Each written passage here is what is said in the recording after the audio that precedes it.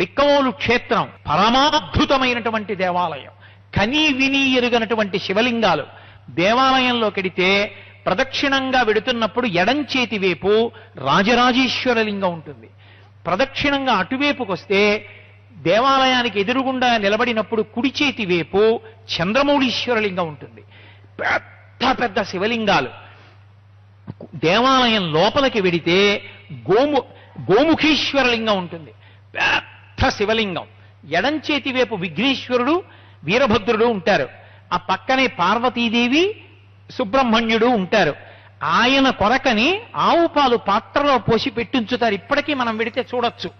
ఒక్కొక్క రోజు ఆయనకి ప్రీతి కలిగితే ఎంతమంది భక్తులున్నా అంతమంది మధ్యలోంచి వచ్చి ఆ పాలు తాగి వెడుతూ ఉంటాడు. చిన్న చిన్న పావుల రూపంలో దర్శనమిస్తూ ఉంటాడు ప్రదక్షిణం చేస్తున్న వారికి. నాగుల అంచుల చీరలు కట్టుకుని మంగళవారం షష్ఠి అక్కడికొచ్చి ఎంతమంది పూజలు చేస్తారో నాకు తెలిసి బిక్కవోలు క్షేత్రంలో సుబ్రహ్మణ్య షష్ఠి చేసినట్టు బహుశः ఆంధ్రదేశం మొత్తం మీద ఎక్కడా చేయరు. బిక్కవోలు క్షేత్రానిదే ఆ ఘనత. కొన్ని లక్షల రూపాయల బాణసంచా కాలుస్తారు. బిక్కవోలులో కాల్చే బాణసంచా చూడ్డానికి ఎడతారు. అంత గొప్పగా కాలుస్తారు. అంత గొప్ప క్షేత్రం.